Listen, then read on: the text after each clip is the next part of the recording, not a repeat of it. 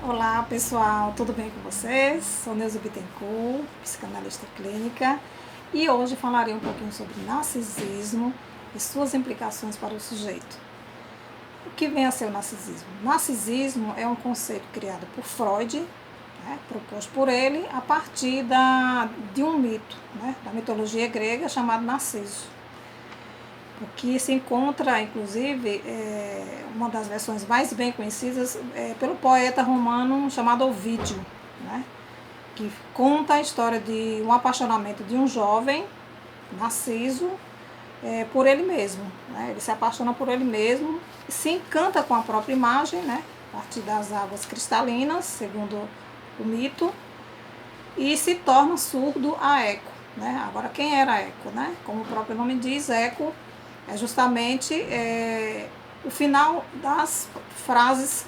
A pessoa fala e ecoa só o final das frases. Então, Eco era uma ninfa e foi condenada a sempre repetir as palavras que os outros falavam a partir do final das frases. Então, Narciso se sentiu incomodado a partir da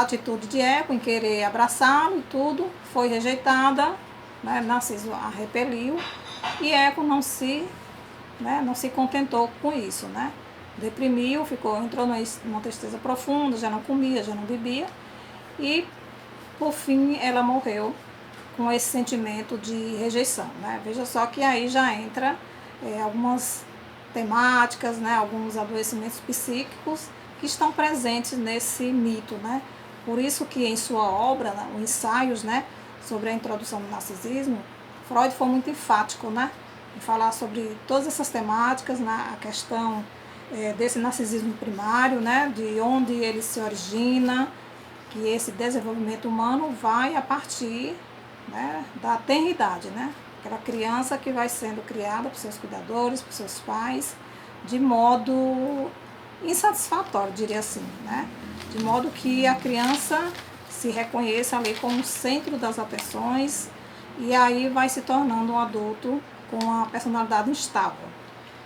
E aí Freud, ele também fala o seguinte, que tem o próprio nome, o técnico, que é transtorno de personalidade narcisista. Esse é o nome dado para quem tem esse transtorno de personalidade.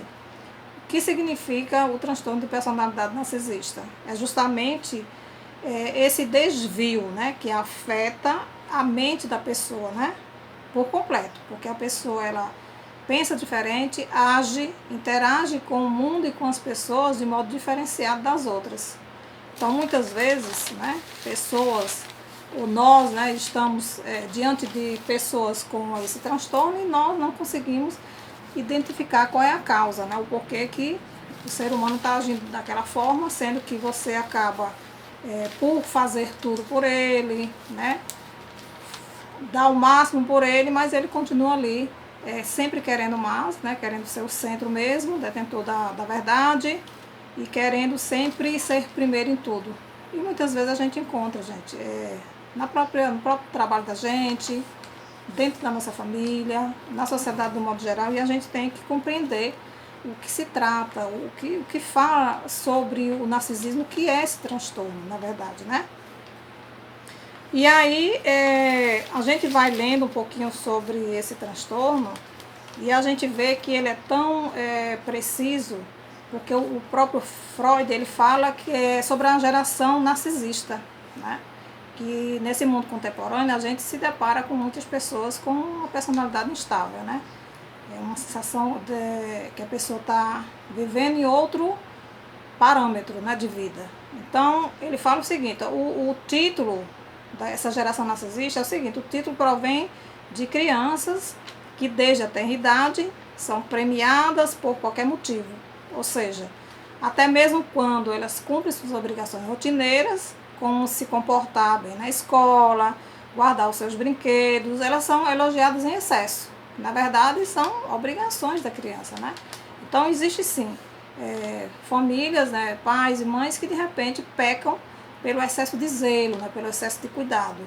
E Freud, nas entrelinhas, fala como se essas crianças fossem criadas em uma redoma de vidro né, imune a tudo, né, aos perigos da vida, né, às frustrações, sendo que um dia elas vão crescer, elas precisam sair daquela caixinha, né, e ir para o mundo, né? Quando elas se deparam com esse mundo, elas encontram uma realidade totalmente oposta de quando elas eram crianças. Então, Freud fala muito bem isso justamente no narcisismo primário, né? Que é quando afeta bastante a criança ali no seu desenvolvimento psíquico, né? Então, basicamente é isso, porque dentro do contexto do narcisismo, da obra de Freud, fala também que essas causas de transtorno de personalidade narcisista tem também os fatores genéticos e tem os ambientais, né? Podem contribuir para o desenvolvimento do transtorno de personalidade narcisista. Então, tanto os fatores genéticos quanto os ambientais, né? Os fatores internos quanto externos. Uma teoria, que é justamente a teoria de Freud, ela sugere justamente isso, que eu já falei antes, que os cuidadores podem ter agido com a criança de maneira que não a ajudam a desenvolver um senso do eu estável.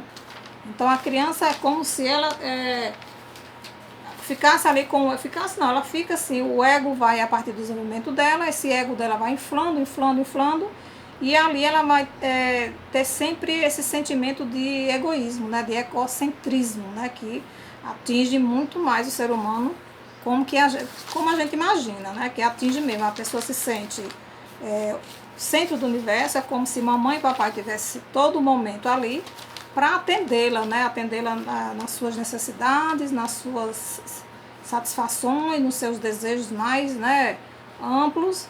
É como ela se sente ali o centro, né, do universo.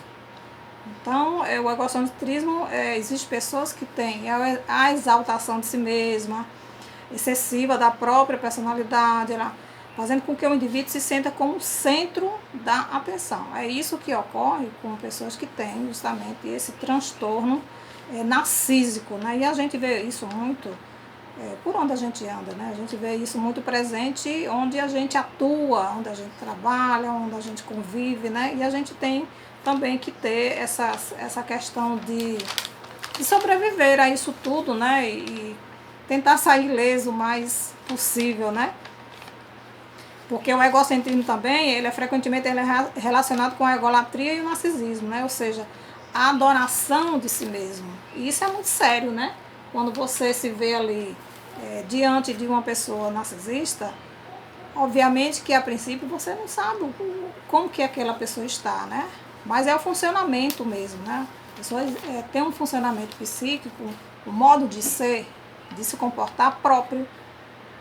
E ali não tem tratamento, não tem como, a menos que a pessoa se autoconheça, procure a partir das falas do outro se ajudar, né? Mas ali é um jeito de funcionamento, ali já está enraizado, né? Ali já foi, teve uma completude a partir da criação, né?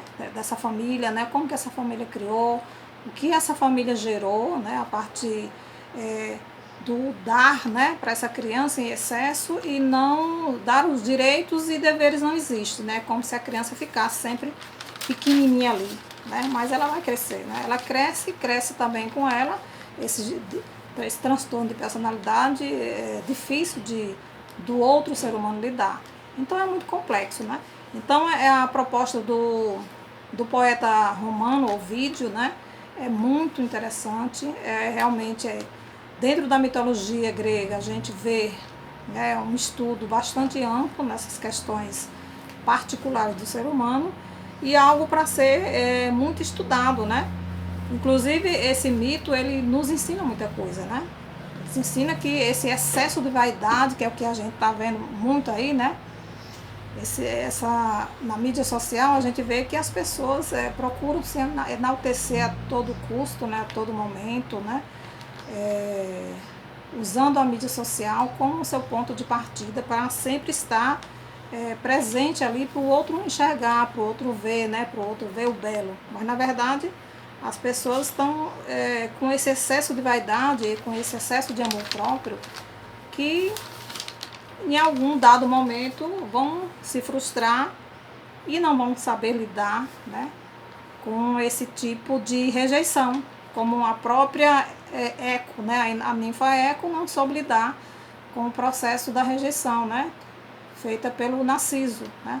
Narciso a rejeitou porque ele se sentia, né, único, né?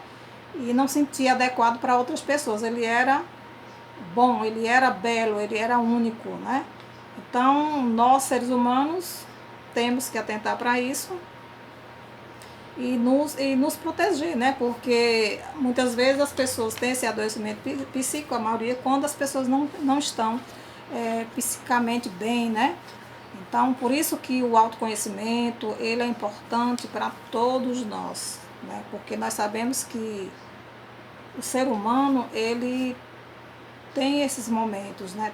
Já vem desde novinho alguns com alguns transtornos interessantes a partir dessa criação, né? A partir dessa mãe suficientemente boa, né? A partir de uma criação que, dito por Freud, né? Um tanto quanto controversa, né? E não bem enraizada, bem feita. E aí nós temos o quê? Temos que conviver com sujeitos, né? Que acaba trazendo essa bagagem emocional com muita instabilidade, né? Tanto para ele quanto para o outro compreender. E isso é muito intrigante, né?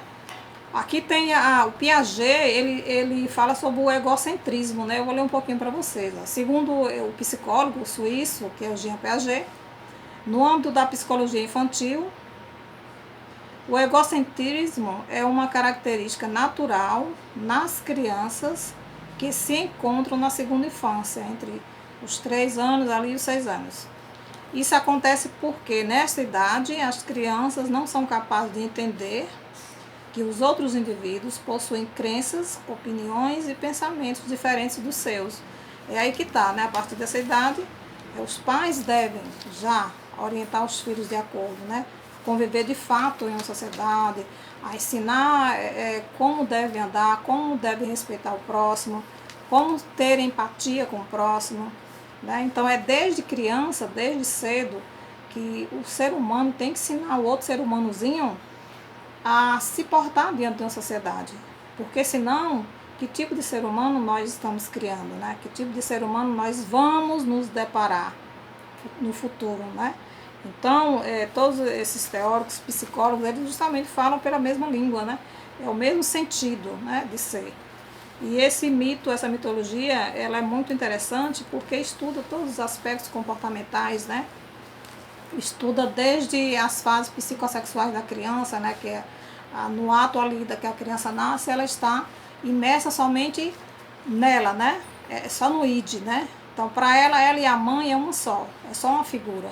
Então, ela ainda não entende ali que existe o outro, né?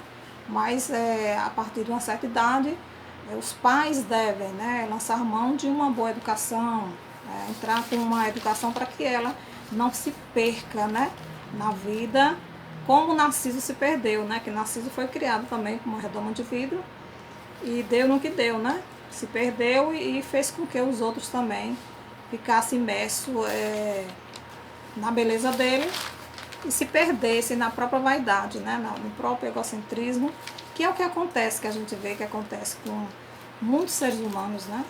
Quando não querem desenvolver, não querem entender que vivemos em um mundo onde temos que compartilhar conhecimentos, temos que compartilhar bondade e temos que trabalhar a empatia. Então, a empatia, nesse mundo contemporâneo, principalmente, a gente vê que se não lançarmos mãos, né, e orientar outras crianças a partir da infância, né, o modo seguro de como ela vai se libertar, como ela vai andar na sociedade, quantas pessoas terão esse comportamento narcísico, né?